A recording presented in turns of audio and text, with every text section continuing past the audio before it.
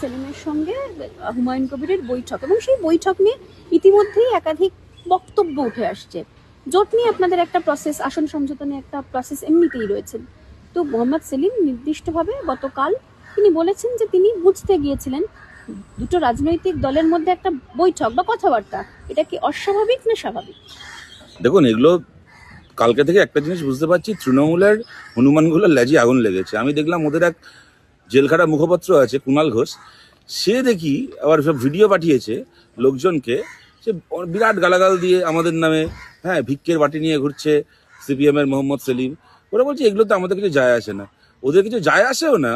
আবার কেউ ওদের কোনো রিয়াকশন জানতে চায়নি, কিন্তু এই বৈঠক হচ্ছে দেখে নিজেরা বাড়িতে বসে নিজের মোবাইলের ক্যামেরায় ভিডিও বানিয়ে লোককে পাঠিয়ে বলছে একটুখানি আমার ভিডিওটা একটু চালিয়ে দাও তোমাদের চ্যানেলে।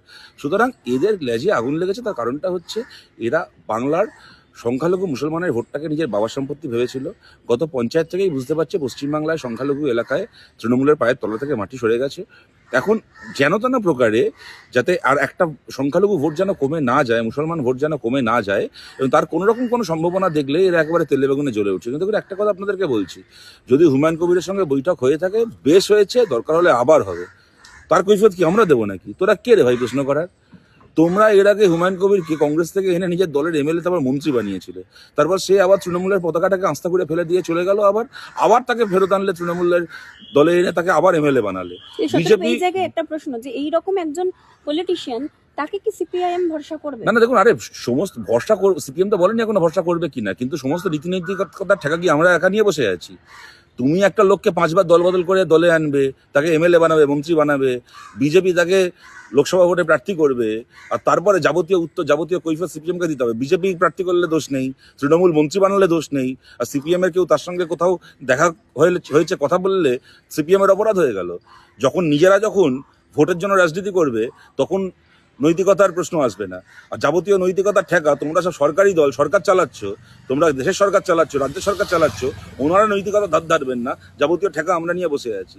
মমতা ব্যানার্জিকে হারানোর জন্য, বিজেপিকে হারানোর জন্য যা করতে হয় করবো।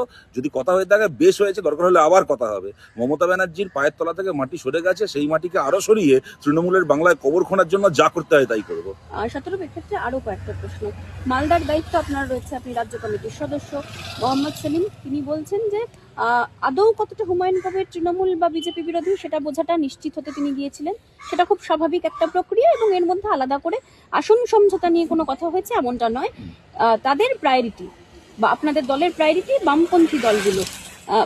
কংগ্রেসের সঙ্গে আপনাদের সমীকরণ এই মুহূর্তে কোন খাতে? কারণ শুভঙ্কর সরকার তো বলছেন একলা চলার পক্ষেই তিনি রয়েছেন।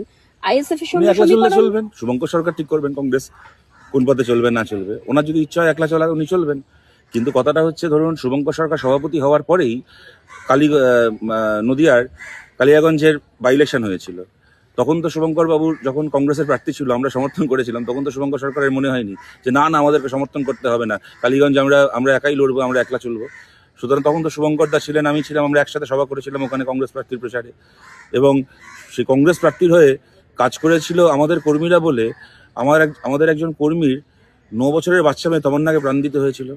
9 বছরের মেয়েটা তমন্না মারা গেল কেন? তার পরিবার কংগ্রেস প্রার্থীকে ভোট দিয়েছিল বলে, সমর্থন করেছিল বলে। আজ থেকে কয়েক মাস আগেকার কথা। তখন তো এদের মনে হয়নি যে আমার একলা চলা উচিত। এখন ভোটের আগে চাপ বাড়ানোর জন্য, দুটো বাড়তি আসনে লড়ার জন্য কেউ যদি এই সমস্ত কথা বলতে পারেন, দেখুন আমি এটা বলছি, আমাদের বামপন্থীদের জায়গা থেকে বোঝাপড়া খুব পরিষ্কার। আমরা তৃণমূলের বিরুদ্ধে, বিজেপির বিরুদ্ধে, বাকি সমস্ত দলকে নিয়ে সর্ববৃহৎ মানুষের মঞ্চ করে লড়তে চাই। এবং আমরা মনে করি ভারতের প্রধান বিরোধী দল যেহেতু কংগ্রেস, এটা কংগ্রেসেরই দায়িত্ব রাজ্যে রাজ্যে এই একটা যাতে বৃহত্তর একটা মঞ্চ হতে পারে আরএসএস এবং আরএসএস পন্থী দলগুলোর বিরুদ্ধে, এটা দেখাটা প্রাথমিকভাবে কংগ্রেসেরই দায়িত্ব। আমরা একটু অবাক এই ধরনের কথা শুনে, কারণ আমরা ভেবেছিলাম ভারতের রাজনীতিতে এই মুহূর্তে বিজেপি বিরোধী সবচেয়ে বড় দল, আরএসএস বিরোধী সবচেয়ে বড় রাজনৈতিক দল হিসেবে এই উদ্যোগটা কংগ্রেসের পক্ষ থেকেই আসবে। তার বদলে তারা যদি এই সমস্ত কথা বলে ভাবেন যে এতে তাদের দলের ভালো হচ্ছে, ভালো করুন। শুভঙ্কর সরকারের তো সিপিএম এর কি বামপন্থীদের ভালো করার কোনো দায় নেই, উনি কংগ্রেসের ভালো করার জন্য যা করতে হয় উনি করবেন।